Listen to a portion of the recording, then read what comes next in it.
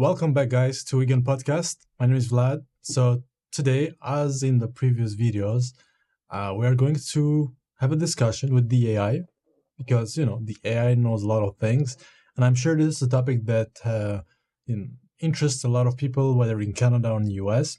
So we are going to talk about the tariffs from Mr. Donald Trump to understand exactly what they are and what are the reasons behind them and what are the consequences behind those tariffs. So from Canada to US and from US to Canada, because it's actually impacting, people, everyday people, businesses, economies, and it can have, drastic consequences, specifically from Canada's side. Hopefully, from your side, there is not that much snow in Canada. There is, big snowfalls that happened recently, but hey, it's time to do some workout to clean up those snowy roads, Canada. Okay, so as always, so what I'm gonna do, I'm using Perplexity AI. Like in the previous debates and discussions, I'm gonna do a conversation with this AI. It's using the OpenAI models, so the Omni. You can use different, in this application there are many choices, but it's very very helpful. And if you guys want to try it yourself, you can. There is a free version, there is a pro version. For the pro version, you have a coupon in my bio that you can get a discount of $10 for the first month. Not bad if you want to try it, but if not, even the free version, it's pretty good. So without further ado, let's start. So let's get into it. Hey there. Hello, how can I help you today? And I cannot hear you, my friend. Oh no, let me try again. Can you hear me now? Yes, it's like I'm speaking with a friend, on the phone. How you doing? That's great to hear. I'm glad it feels natural, like chatting with a friend. How can I assist you today? Almost. Okay, so not just me, but I would say a lot of people want to figure out what is this tariffs that we are hearing about in Canada, in America, US. I mean, so can you explain to me what are the reasons behind the implementations of tariffs from US to Canada in 2025? The United Let's States learn. has recently imposed tariffs on Canadian goods for several reasons. These tariffs, which include a 25% tax on most Canadian imports and a 10% rate on energy products, are framed as measures to address national security concerns. The U.S. government has cited issues such as the flow of fentanyl and illegal immigration across the Canada-U.S. border as justifications, although evidence suggests these problems are more significant along the U.S.-Mexico border. Additionally, the U.S. claims that these tariffs aim to reduce its trade deficit with Canada and protect domestic industries, such as steel and aluminum, by encouraging reshoring of manufacturing. However, the trade deficit figures cited by the U.S. are debated, with official data showing a much smaller deficit than claimed. Mm-hmm. These measures also reflect broader economic and geopolitical pressures, including demands for Canada to increase defense spending to meet NATO commitments. The tariffs have sparked significant economic and political tensions between the For two sure. countries, with Canada implementing retaliatory tariffs in response. And we'll come back to it.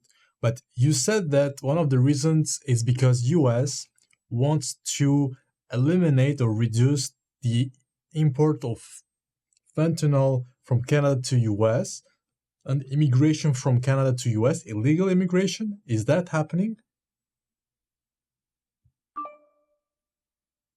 Because the first time I'm hearing about that. The U.S. has Immigration justified part. its recent tariffs on Canadian imports by citing concerns over the flow of fentanyl and illegal immigration across the Canada-U.S. border. These issues have been Strange. framed as national security threats under the International Emergency Economic Powers Act, IEPEA.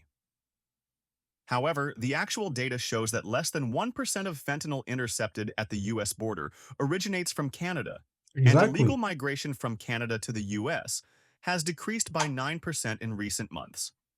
Despite these figures, the U.S. administration has used these concerns to press Canada for stronger border measures, including appointing a fentanyl czar and enhancing border security efforts. Isn't it strange that, but I mean, hey, Trump has done a lot of good things and it's a better option than Biden and Kamala Harris, in my opinion, and not just only in my opinion, people of US have voted for that. But that aside, didn't he talk about that he will stop the immigration of illegal immigration in US? And from nowhere now he's focusing on illegal immigration from Canada. Yes, Donald Trump has made illegal immigration a central focus of his presidency, Exactly. both during his first term and after returning to office. He implemented numerous policies aimed at curbing illegal immigration, such as deploying additional military forces to the U.S.-Mexico border, expanding deportation efforts nationwide, and reviving the construction of the border wall. His administration also introduced measures like zero-tolerance policies, which led to controversial family separations during his. Just to clarify, are you talking about right now since his inauguration in 2025?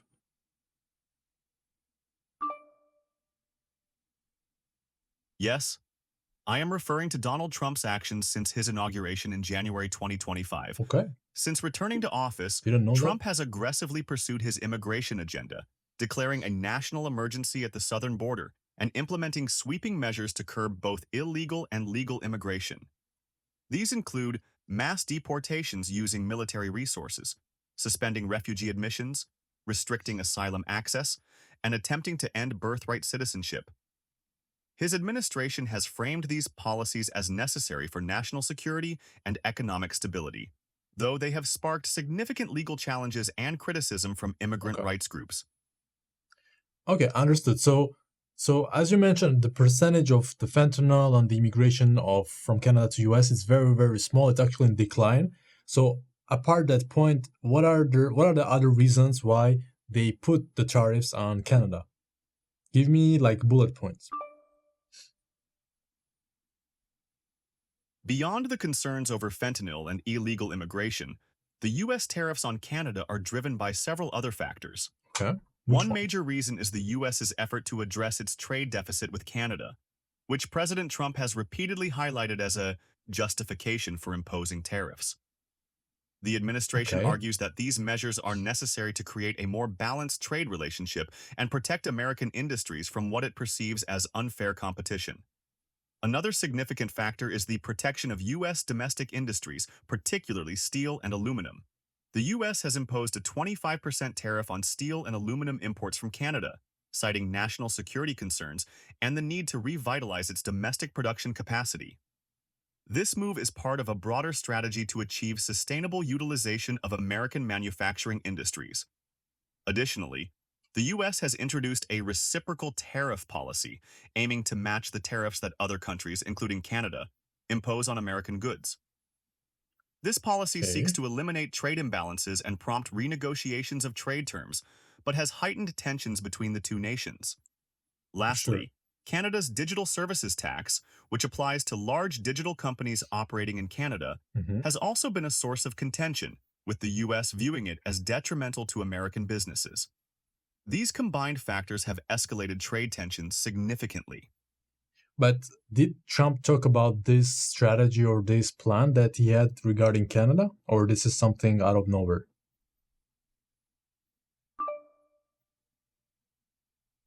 Trump's recent tariffs on Canada were not entirely unexpected, as they align with his long-standing America First trade policy. Okay. Since his re-election, he has emphasized reducing the U.S. trade deficit and protecting domestic industries, which he sees as critical to national security and economic stability. His administration announced these tariffs as part of a broader strategy to address perceived trade imbalances and non-reciprocal trade arrangements with foreign partners, including Canada. Additionally, Trump has used these tariffs as leverage to potentially renegotiate the Canada-United States-Mexico Agreement, CUSMA, in favor of U.S. interests. This approach reflects his broader tactic of using economic pressure to extract concessions in trade deals. While the specific timing of these tariffs may have caught some off guard, They are consistent with his broader trade agenda and rhetoric about prioritizing American industries and workers. Okay, I got that point. So now he has put those tariffs in place, but are they already active? Like how it's working?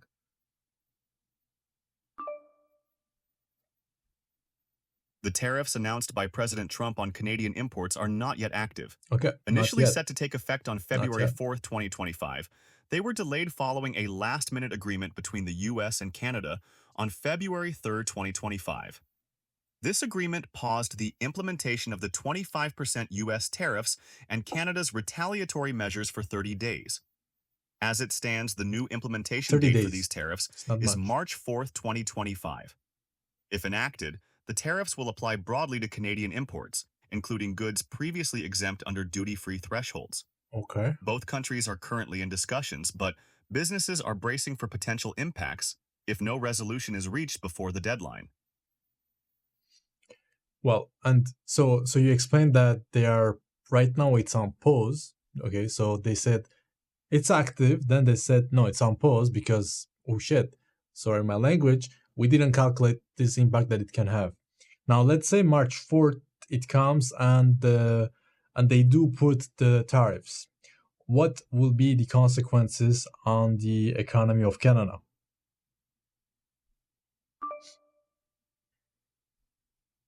If the 25% US tariffs on Canadian imports take effect on March 4th, 2025, the consequences for Canada's economy could be severe. Economists predict a decline in Recession? GDP by as much as 2 to 4% over the next few years, with Canada potentially entering a recession. The Bank of Canada estimates that GDP growth could drop by 2.5 percentage points in the first year and 1.5 points in the second, before stabilizing. This would lead to long-term reductions in productivity and economic output.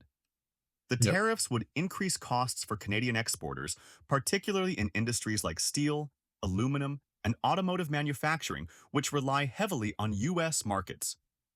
This could result in reduced production, layoffs, and significant unemployment increases. Cities like Windsor and Hamilton in Ontario and Saguenay in Quebec, which are tied to these industries, Quebec. would be hit hardest.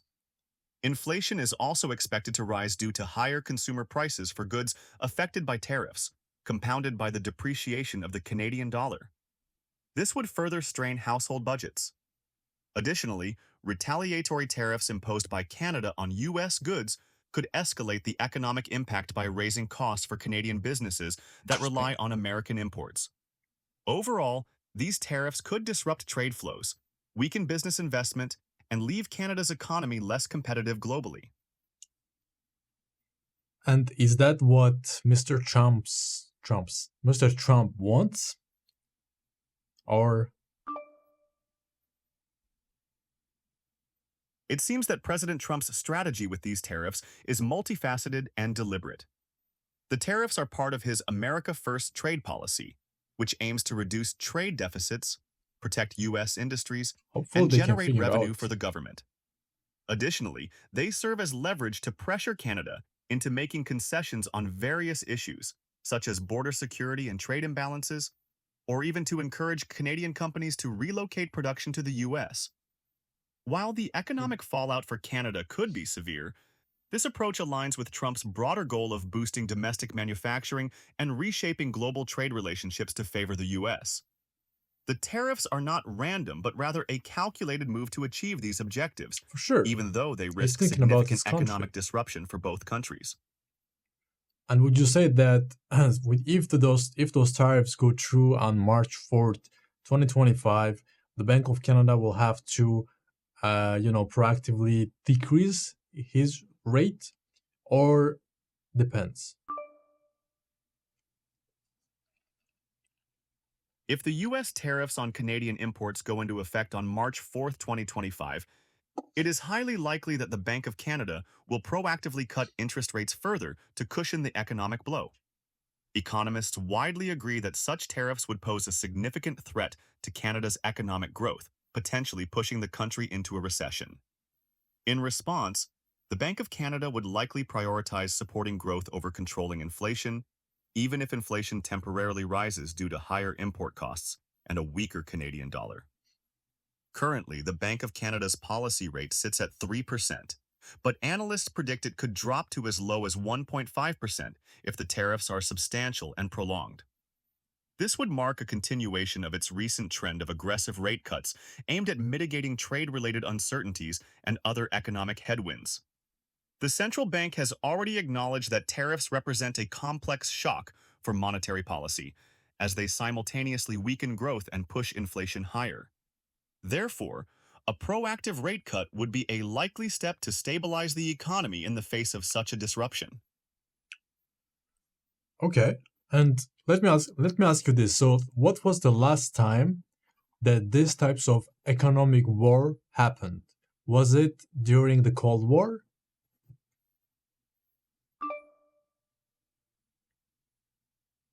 The current trade tensions between the US and Canada, involving Who knows? tariffs and economic measures, do not represent the first instance of economic warfare in No, for history. sure, I know that part, but Similar strategies have been employed during major conflicts and rivalries. For example, during World War I and World War II, economic warfare was a key tactic, with blockades and resource restrictions used to weaken adversaries economically. In the Cold War era, economic pressure was also a common tool. The for US sure. imposed strict trade embargoes on the Soviet Union, Yep, particularly during heightened conflicts like the Korean War and the Soviet invasion of Afghanistan. These measures were aimed at limiting the USSR's with Cuba military and also, if I'm geopolitical mistaken. capabilities. While the Cold War saw significant economic confrontations, the scale and nature of modern trade disputes, such as those between the US and Canada, are different. They focus more on tariffs, trade imbalances, and economic leverage rather than outright blockades or embargoes. However, they share a similar goal: to exert pressure for strategic or political advantage. Okay, so, well, thank you for the explanation. I think right now it's more clear what's the reason behind those tariffs and what are the consequences. But for sure, we'll have to see the consequences based on the data and what happens on March 4th. Uh, but would you say, let me finish, my friend, would you say that this is just the beginning of the economic warfare, or is it just a tactic to negotiate, better deal? Meaning asking more first, then going a little bit down, and at the end, US is winning. But the Canada president or prime minister looks still good because he bring the tariffs from here to here.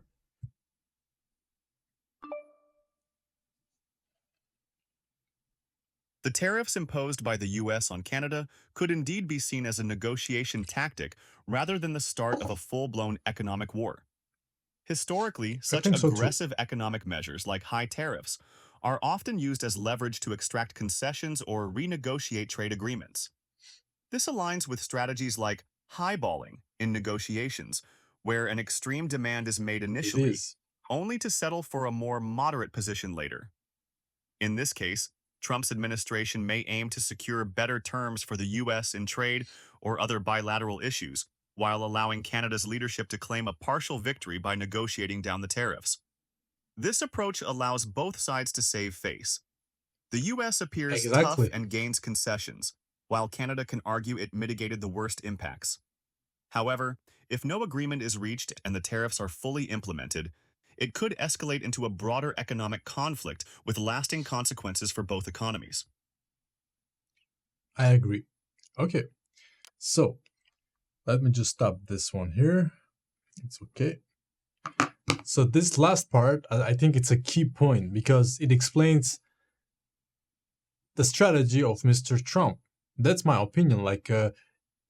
He just explained the details and everything, but at the end, if we look at it from far, and of course we don't know what's happening in his head and people who are giving him advice, his advisors, many things in play here. But since I know that this president, Mr. Trump, is a business guy, it does make sense as a negotiation strategy.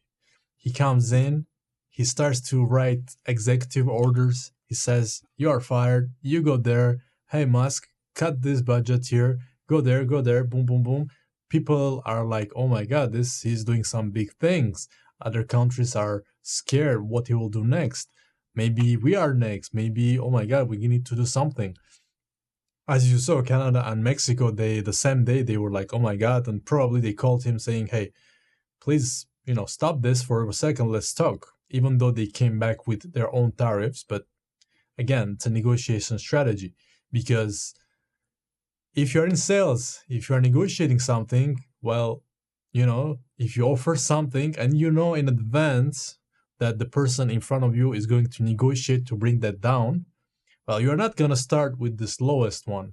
You're going to start a higher offer, right? Because you know that in case if they want to negotiate, well, you will go a little bit down and that price point is more than enough than what you wanted because in reality, this is what you were getting, right? And this is it was currently that before his inauguration, US was getting pretty much nothing.